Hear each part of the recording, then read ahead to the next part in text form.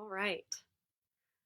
Hey y'all, welcome to today's pep talk. I'm not recording yet, but I just wanted to say hello, give people a chance to log on, see what's happening.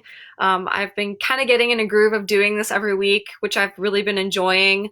I know I don't tend to record the podcast at the same time or even the same day every week, but given that it's supposed to come out tomorrow morning, I figured now's the best time to, talk about overcoming injury. This is heavily inspired by an IGTV session that I just recorded. I don't think it's been uploaded yet, but depending on when you're watching this, I encourage you, regardless, to go check out Complete Performance Coaching's Instagram because that's where it will be posted.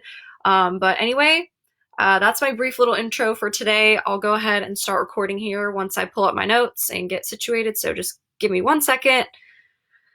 Okay, I have my recording set up and my notes are right here. And if you're here watching, hopefully, if questions come up, please save them for the end. That way I can actually see them and answer you when all this is over. So if you're watching this in the future, I'll be saving questions for the end. So hang in with me to the very end, and then, I'll address questions and answers there. So we'll go ahead and get started here. Okay. Hey y'all, my name is Briley Casanova and I am a mental performance coach. I help athletes reach their full potential while working through mental challenges within their sport. For example, I help athletes learn how to perform better under pressure, whether that's learning how to see competition differently with mindset shifts or learning relaxation or energy management techniques. I also help with goal setting, leadership, maintaining focus, and overcoming fear. My goal is to help others find their inner confidence and self-trust, which hopefully leads to further success and joy in their sport. Let's get started with today's episode. Okay, you guys, let's talk about injury. I know this isn't the most fun topic to talk about, but I think it's super relevant for, at least every athlete out there. Maybe if you're a non-athlete listening to this, maybe you don't have a ton of experience with injury, but really what I've come to learn from injury is that injury is just another form of setback that we as people have. Everyone has, we have setbacks, whether it's in business, in our personal lives, whatever work field you're in, we are all going to experience a setback at some point in time. So if you're listening to this and maybe the injuries and, that concept isn't super relatable to you, I encourage you to, kind of take that and fill in the blank with, whatever setbacks you've had. And maybe some of these lessons that I've learned can help you in that way. But I do just want to put that out there because I know not everyone has had, severe injuries or even minor injuries. I hope, hopefully, I wish people wouldn't have to go through that, but it's just something that happens in sports all the time. So let's talk about injury. And I'll start with sharing, what injuries I guess I've had, and maybe some of those things are relatable to you. This won't even be an exhaustive list because I think that would take way too much time to remember and have to, mentally recall. But I'll gloss over some of the really tough ones that I remember the most and, maybe they took me the longest to heal from and overcome and learn the biggest lessons from. So I'll just start, and this is in no particular order. I don't think it really matters what order all these injuries happened to me. It's just the idea of, reminiscing and remembering the things that have happened to me. So I've actually broken my wrist twice. The first time I didn't have a screw in it. It was just, I think I realized it over time. So this was when I was, I think, around the age of 14 or 15. I don't quite remember, but I do remember the first time around, it was around the time where I was getting my driver's license, and I actually got my driver's license when I was 15.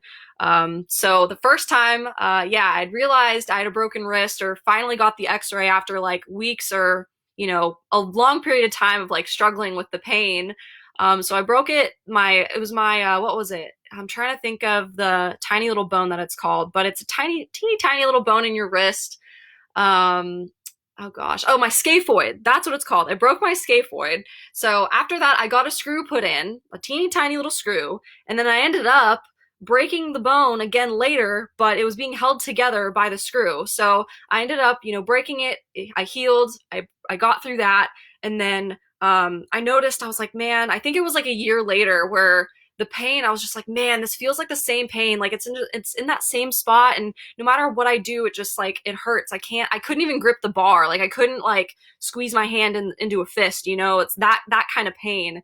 And then turns out I ended up getting, a whole bunch of different scans involving dye. And one of them was called, an arthrogram. And it's where they put this like camera, um, they hold this camera like above, wherever you're getting it scanned, and they inject the area with dye and like a whole bunch of different dyes, I think. I just remember I got poked with like two different like needles, and gosh, it was just like one of the worst experiences I've ever had in terms of like a procedure being done. Yeah, so like I don't mean to like terrify anyone, but an arthrogram was pretty tough. That was one of like the toughest things I had ever had to get done. And so I found out basically that it was broken because of that scan. And because on an x-ray, I think maybe we saw like a little bit of like, I don't know if cracks were there, but anyway, like that arthrogram ended up saving me, because otherwise it would have just kept going and I would have been in just all that pain, and I wouldn't have let it heal. So that was like one of the, most severe things I've been through, was that broken wrist twice. I've had, several ankle sprains on, both sides, because I feel like once you've had like one injury on one side, like the other side tends to compensate, and, scar tissue builds up, and, you're more susceptible to injuries on, like, once you've hurt one side, the other one can kind of take on that burden. But I've had a whole bunch of ankle sprains, multiple times throughout my career. And so I ended up having I think I had two surgeries on my left ankle. So imagine 15-year-old Briley. So the first time I hurt my ankle pretty bad, I had a cast on my right wrist and a boot on my left leg. So imagine like me walking around in the world like 15 years old, like just looking like a train wreck. I mean, it's funny looking back at it now, but at the time it was stressful, and I was trying to get my driver's license, but it turns out that getting my driver's license was one of like the most fun things to do at that time, because I had to figure out how to drive. Like, I know, like, if you're not watching me on screen right now and you're listening to the podcast, imagine like a cast where your thumb, like you have your thumbs up, like you're doing a thumbs up sign. You have a cast where you can't move your thumb; it's frozen there, but you're like the rest of the four other fingers, you can move them. So that's the kind of cast I had. So I managed to figure out how to drive with like four fingers, not my thumb, and like I still had my right leg, so that was great. So I could still drive like a normal person in that way, but I had a cast on my right wrist. So it was just kind of fun and funny, and that was like the one thing that like I worked on and could look forward to, despite being like, out of commission for a while. So those are the first kind of initial huge injuries I had. And then as a kid, I remember I had chondromalacia in my knee. I think it was my right knee. So my right knee and my left ankle were like usually the ones giving me problems. And then by the time I got into college, my right ankle started to pick up all the pain there. So chondromalacia, if you're not familiar, I think it's like where your patella and like the cushioning, or what's it called?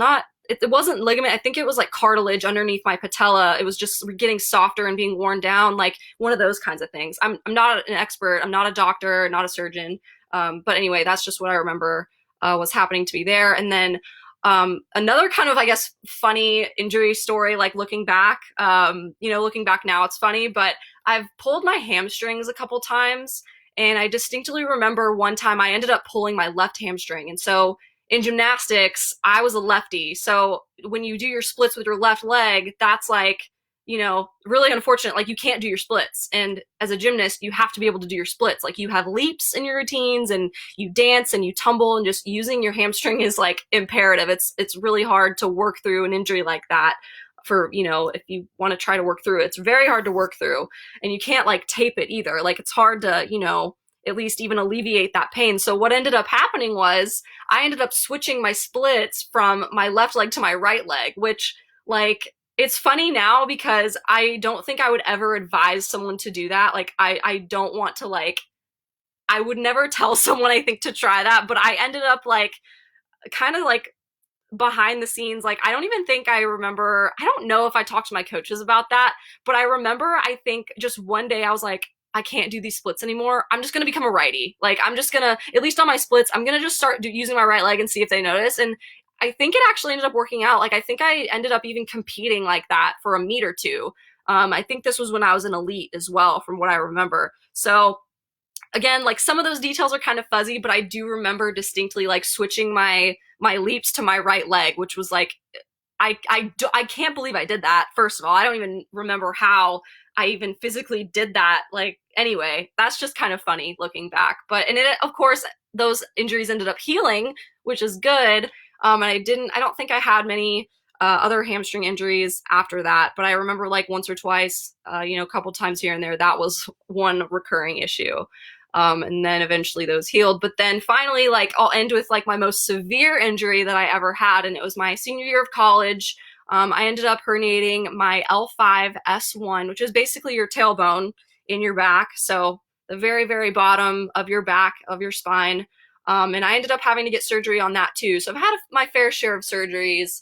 I got a discectomy. So microdiscectomy, it is what it sounds like. It's, taking out a small part of your disc to hopefully alleviate that pressure, that herniation, and that pain. And unfortunately, I guess I'll talk about now that's a really good transition into talking about the mistakes I made. So when it comes to injury, there were a couple mistakes I made, and hopefully like me sharing this with you will, help you not make those mistakes. So, first, not saying anything when I was in pain, or at least waiting too long to do so. That was a huge issue that I had, and, self-inflicted. I don't, that's no one else's fault but my own. I don't blame anyone. That was something that I think we're all to some degree a perfectionist, as an athlete. We all have that in us. We don't want to ask for help. We don't want to say we're hurting or something's wrong. Like we want to stick with the routine, stick with our patterns and habits, and not, we don't, you don't want to disrupt the waters. And of course you don't want the pressure on you of, hoping. You don't want your coach to yell at you. You don't want anyone to, get upset or angry at you. And you don't want to disappoint yourself either. So, that was a mistake I made, was, really waiting too long to bring it up. And then by that point I was like so hurt and so distraught and just so angry and frustrated and sad. And like, I would get to that point where, it was just like so unnecessary and could have been so preventable. And if I caught those things earlier, I maybe wouldn't have had to, endure that pain for so long or so intensely, So that's one thing. That's a mistake I made. And especially with my back. So tying this back in with my back. So imagine, it's my senior year. I've competed a couple meets. I think we were at least a month in. So I'd competed like 3 or 4, maybe 5 meets at that point. Again, like the details there are fuzzy, but, of course I had talked to my trainers, talked to my coaches. They all were aware of, how much pain I was in, what was going on. And at this point, like, there came a point, I think we were at an away meet, like up north somewhere, Illinois or Iowa, or like it was an away meet. And I just remember all of a sudden my entire right leg goes numb. And like I couldn't hardly walk. I was limping. Like I couldn't run. I like could not function as a human being. And I just remember like it was that was probably the most painful injury I've ever had.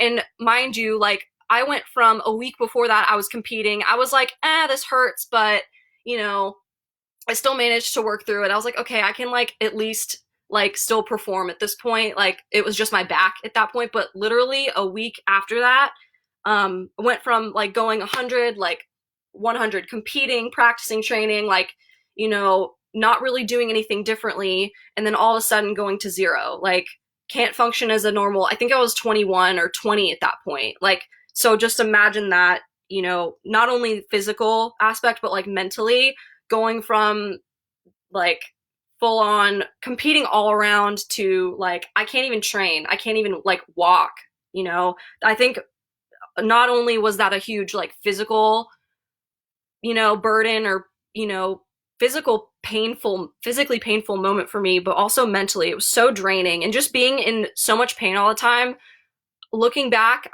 I totally understand why. Like I really became so like angry and irritable and like sad and very overly emotional.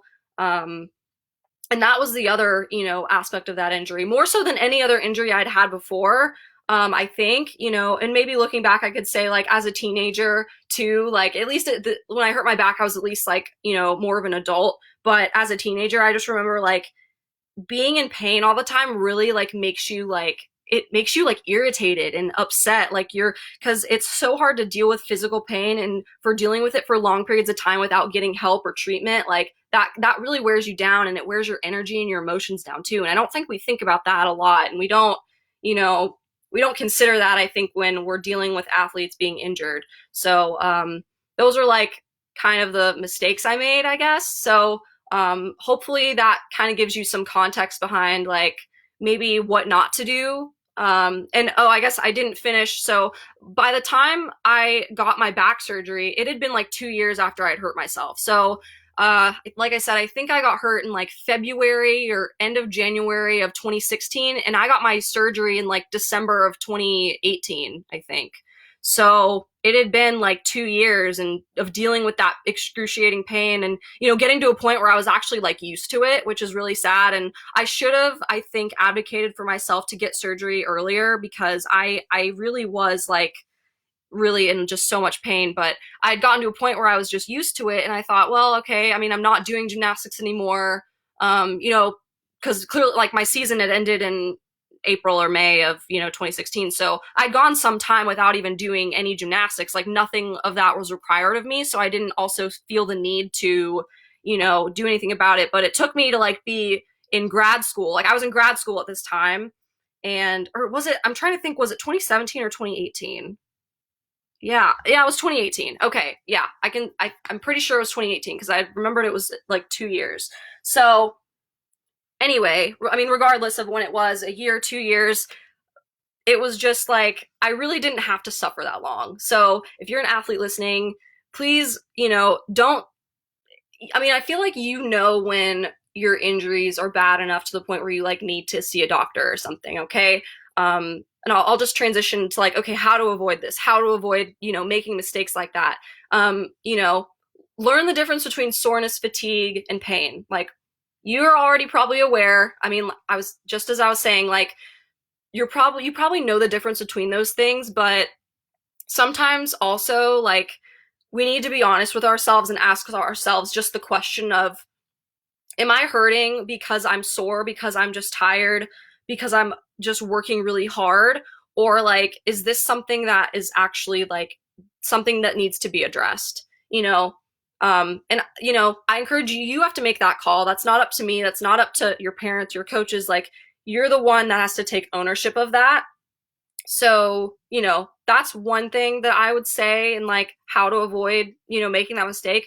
But also, like, if you've already gotten to the point where, like this is an injury, I'm really hurt, I can't function, I can't perform, I'm struggling, have a go-to person in your life that you can trust and talk openly with, when it comes to injury. And I know, like, looking back, like I've already said, I was scared to, bring it up to maybe parents or coaches or even teammates, because I didn't want to be seen as weak, or I thought I could maybe power through it and like I'm better than this, like injuries don't affect me, that kind of mindset. But I think I remember a couple times like I had to, eventually like go up to my coaches and tell them, hey, this hurts.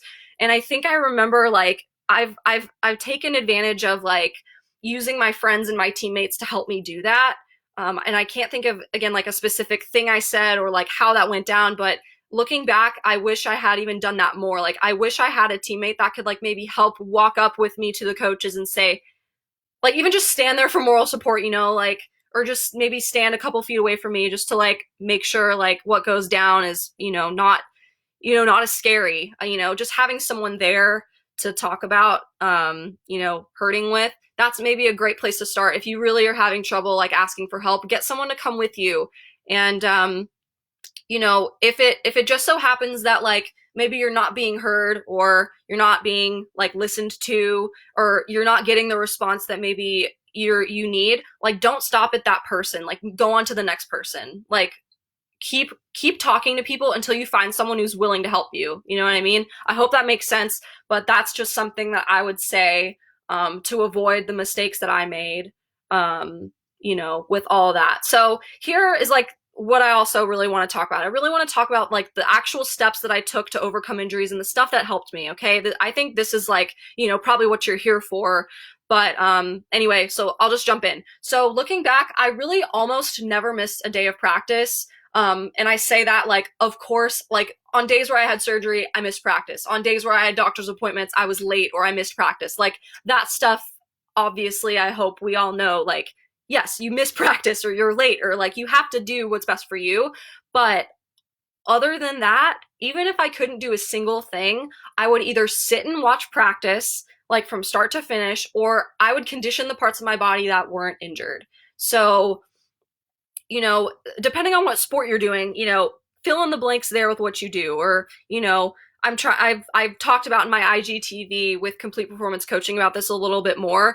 So go check that out depending on when you're watching me, like if it's live or I think if you watch this in the future, it'll be up by then. Right now, it's not currently up, but if after like this goes up, go back and check that out to see if it's there. But anyway, like fill in your sport with that. Watch practice. Like keep yourself in that environment. Watch your teammates. And it's almost like you can visualize yourself completing practice, doing drills, conditioning or, whatever it is. If you watch other people doing that, not only does it keep you like engaged, but like it keeps you in the habit of like staying on time, staying on a routine. I talk about that here in a second, but, like by almost open eye visualizing yourself being there and being in that environment, there's something about that, how it rewires your brain and your body. You're like your mind body connection. It keeps that mind body connection there. And I don't know like the science like specifically behind it, but there is research that backs up visualization and imagery. And so I'll give probably a better example of that here. So looking back, I also would visualize my routines in real time. So in gymnastics, we call doing that like a dance through. Like you would just do the dance part and not the tumbling and not the skills.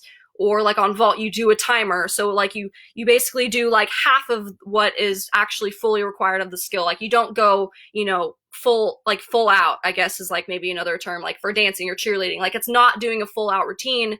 It's, whether you do it with your eyes open or you sit there and close your eyes and put yourself in that environment mentally, which is, probably what you're going to start with doing now. It's essential. Like if you can get up on the equipment and do what you can, do it. And if you can't, we're all at home right now, but literally like walking through each of your routines or your skills or, again, fill in whatever sport you're doing. Like if you're hitting a baseball, like have a baseball and a baseball bat, like, and imagine yourself doing that at home, like swing through with the baseball or like the golf club, like use your arms and, swim with your arms in the air, like just on your own. If you can't be in the pool. And I promise you, when all of this is, when your injury is healed and, whenever you are able to actually get back to doing your skills or your routines, whatever, you will be so much better off and so much more prepared, and you'll heal faster because of that. I cannot stress that enough. It's so important to do that, that actual visualization and, the physical work, but maybe just not as intensely as you could before. It's better than doing nothing and just sitting down and, sitting on the sidelines and just absolutely not doing anything. So I really encourage you to, add that to your repertoire of mental skills. And then next, so I mentioned this briefly for a moment earlier, but maintain a routine. Stay committed to your journey. Don't let injury psychologically or emotionally hurt you. At the end of the day, whatever injury you have, it's just that. It's a broken bone, a pulled muscle, a strained something, but you will become stronger because of it. And looking back, and I'll talk about what I learned here in a second, but looking back, I can't imagine not having the injuries that I did in my career, because I would not know what I could accomplish under those circumstances. So, sticking with your routine, staying on time, like with your diet. I talk about that in the IGTV. It's diet, hydration, take your vitamins when you normally would, if you take those. Maintain a sleep schedule. That's another huge thing that we don't think about, especially when you're injured. Like sleep is where your body really shuts down in terms of like, it allows that healing process to take place. So make sure you're sleeping and you're eating well, and staying hydrated, of course, with that too. Another little bullet point that I have here, something that I did, and I'm so proud of myself for doing this. I did what the professionals told me to do. So I listened. I didn't break the rules. I didn't cheat. I didn't skip steps. I really, truly, like looking back, I listened to what the physical therapist told me, surgeons, doctors, nutritionists, coaches, parents, I followed the rules. I really did what I was supposed to do when it came to like healing well and healing properly. Um, and I even remember, sometimes even if not all of those parties would necessarily agree, it was, deciding what was actually the right thing to do. So like I used my brain, I used my best judgment. There were times where like maybe I was asked to do something a little too quickly and I would have to say, hey, like I know you want me to come back quickly, and I know you want the best for me, but this is what my doctor told me to do, or this is what my surgeon says, or this is the timeline that I was instructed to follow. It's stuff like that. This is, if something is hurting you, you have to speak up and tell someone. If you aren't ready to do something, or if basically my point is do what the professionals are telling you to do. Listen to the rules. Don't cheat. Don't skip steps. Um, I took one day at a time. I'll move into that. I really took one day at a time, one thing at a time. I did every single rep the physical therapist told me to do. I did all the exercises, but I also rested when I needed to. There was no, I probably didn't do as best of a job as I could at getting maybe the sleep, but at least when it came to like taking the necessary amount of time off and going back when I was actually cleared to do so, that was huge for me because I would not have been able to recover if I didn't do that. So I'm really glad that I listened to what I was told to do. And I'll circle back, kind of on my final note here. I want to circle back to remembering to have fun outside of your sport. Not putting your full identity in your sport. And again, that's probably something I didn't do like perfect at. I definitely learned a lot later to not put your full identity in your sport. But like I said, I worked on getting my driver's license, even though I was injured. I didn't let that stop me. I managed to find a way to get the right signatures and, enjoy that process of, getting my driver's license, going to school and, doing all those other kinds of things. That was just like one example that I remember, like, I still managed to like have fun, and like it was funny because like people would see me at the DMV like with this cast on my wrist and a boot on my ankle. It was just kind of funny. So I'll always remember that as a time where like um, I was just lucky to be able to do that, and so I even got my license earlier than you normal kids were supposed to. So I was 15 instead of 16 when I got my license. So that was really a huge blessing, and I look back on that with like fond memories. And I don't know, I'm just really glad that like despite the injuries and like what was going on in terms of my sport, I was still like able to have that, I guess, some kind of normalcy to my life. And I ended up getting my license early, which was cool. So I was really lucky and happy that I got to do that throughout that process. So I remembered to have fun outside of the gym, got my driver's license, and I also had friends to condition with in the gym. And it's kind of cool how we all, like all the injured kids, like kind of became this group. And I know like not everyone might have that setup, or like you might not necessarily have that experience depending on your sport, like if you're in a team sport or if you're in an individual sport. But I was lucky in the fact that I was a part of a really large gym, and there were multiple kids of us. We were all, not all, but like there was a ton of us that were injured all at the same time. And some of us would heal quicker and be back in regular practice, and other kids would get hurt and come in. And so we all kind of like stuck together in terms of like the injured group. We would all kind of like be able to support each other and watch practice together and condition. And everyone would kind of have their own little individual issues because we'd all have different injuries too, like different body parts. So some of us would be able to condition together, and others, we would have to do our own thing. And I don't know, I just remember that social aspect like really helped me heal like psychologically, and being there for each other like that was just really cool. And I'll always remember like those times of like being in a different part of the gym and working with them, and staying together, not only physically but mentally and emotionally as well. So let's kind of end with like the things that I learned. So here are the main things that I took away from the many injuries I had. I'll start with I know my body best, and no one can tell me how I feel. So I want to express to you, if you are an athlete, or whatever whatever you're doing, even if you're not an athlete, like, you know you best, you know your body best, you know your brain best.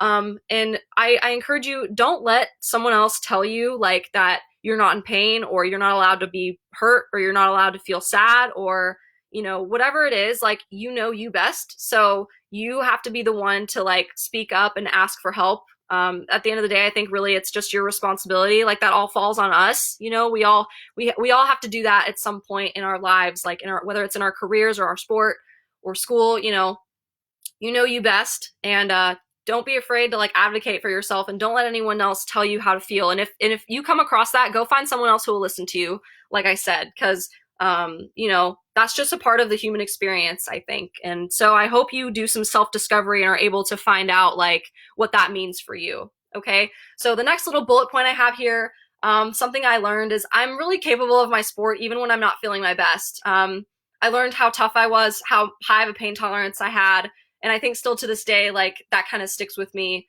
for now and hopefully forever. And I want to tell you guys, if you are an athlete, or if you're, whatever you do, again, if something's bothering you, like, you are tougher than you think you are, and you learn from the tough stuff, you learn from the struggles, you learn from the injuries. You know, like, what stuff you can get away with and work through. And even with injury too, like I said, like, you can work through soreness, you can work through like some kinds of pain, and you're tougher for it, right? Like, don't be afraid to push yourself and challenge yourself if you think that that's something you can do. Like, don't limit yourself just because of like you're sore or you're tired, because that's where you learn the most, and that's how you grow, and that's how you progress.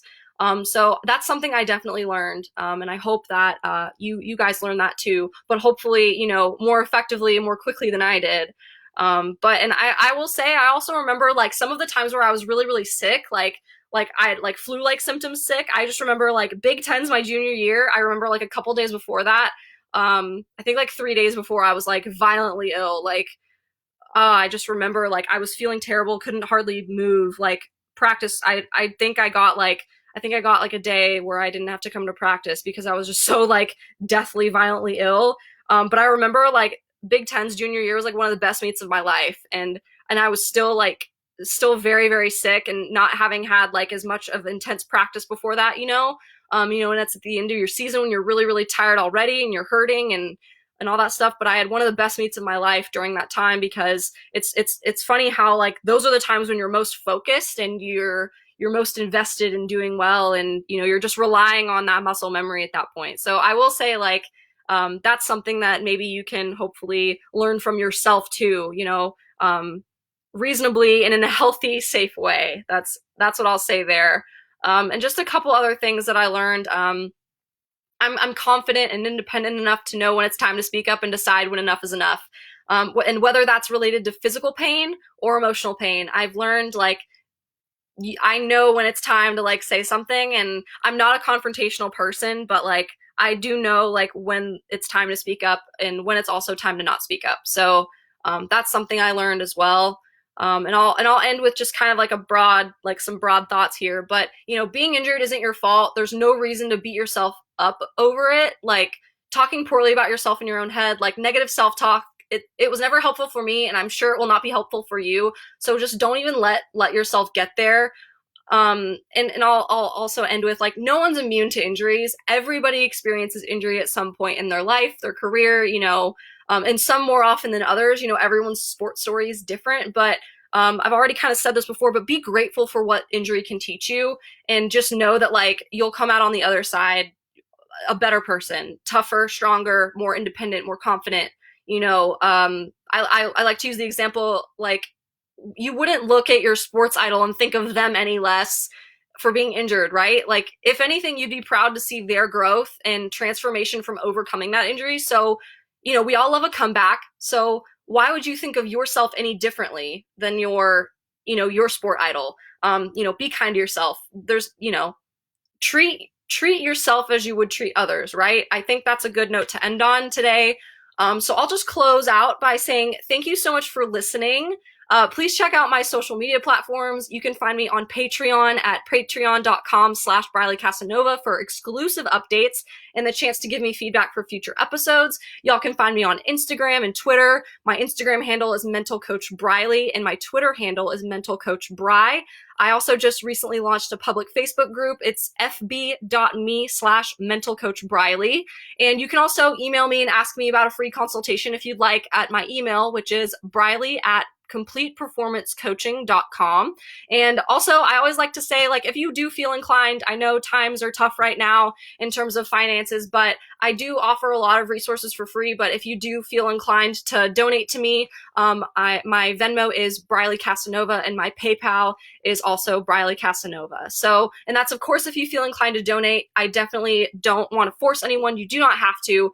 But other than that, feel free to reach out with questions and feedback you have, because y'all's input is valuable and important to me. So please help contribute to my growth and knowledge.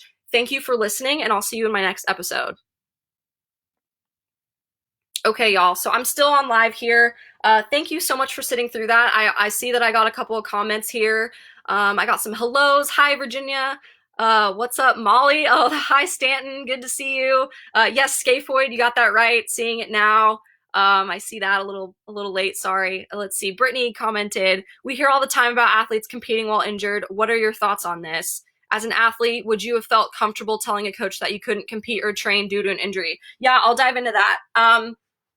So yeah, I remember like it was tough sometimes being the one to, walk up to a coach or even my parents. Like I was so scared to like disappoint people, and I didn't want to disappoint myself, but I also really just didn't want to disappoint anyone. Um yeah, I would eventually be comfortable enough to go up to a coach and tell them, "Hey, like this hurts." And you just kind of get used to that, like that feeling of like this doesn't feel good, but I can't, like I almost can't function anymore. Like getting to that point, once you're already at that point, it's like, well, what's the worst that could happen? Like if I already know like something's wrong anyway. I might as well just, you know, go up to them, tell them what's going on, and at the end of the day, if they're doing their job right, they'll want to help you and they want to see you succeed and get better and heal anyway. So I was lucky in the sense that like I never got like any huge like negative feedback. I mean, it was never fun. Like it doesn't feel good.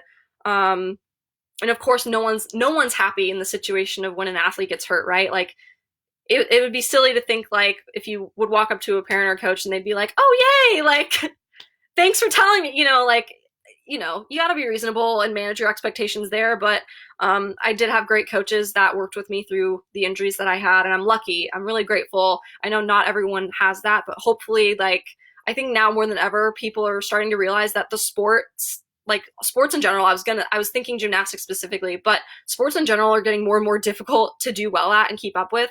And so we're seeing more and more injuries. And I think people are starting to realize, like, we need to be on top of this. Like, it's better to address things early on and like take a preventative approach as opposed to like it's already too late, like now you need like a surgery. I think everyone's more mindful of that, and like I think we're more educated in terms of like overtraining. Like I think, from my experience, I think we know now more about how much rest is needed, and what overtraining really means, what that really is. So I think coaches and parents and athletes themselves are becoming more and more aware of, when it's time to back off and, not work through stuff. But I also think athletes, with that being said, I think athletes are becoming more and more tough. Like I think we're becoming a lot more able to work through those injuries too. So like it's on both sides. I feel like both sides of the scale have really balanced out more, which is good. So I think I'd like to say that things are getting better as time has gone on. So I hope that answers your question. Let me see if there's any more. I really appreciate you guys asking questions and saying hello and giving feedback. If anyone's still watching and you want to, type in a quick question, really quick, I'll be here. And again, just thank you for all of y'all's feedback and support on this podcast, on my live sessions, my Instagram and Twitter. I've just seen I've seen a lot of love, and it's been really, really nice.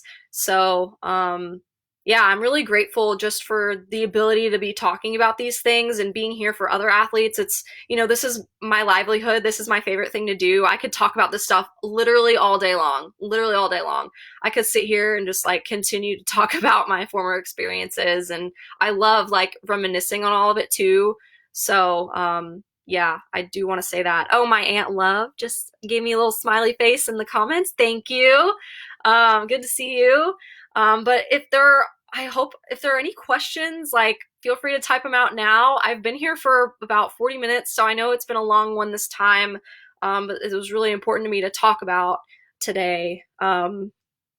So I don't see any other comments. So I guess I'll go ahead and close out just with a big thank you for those of you tuning into the live session. I really, really appreciate it. I'll be uploading this on my Facebook, Twitter, YouTube, Instagram, like everywhere I possibly can. I'll be sharing the link. So be on the lookout if y'all are, just now kind of filing in here. Be on the lookout for, me posting this in the future. And I'll be coming back every week. So thanks again for your support, and I'll see y'all next time. Bye.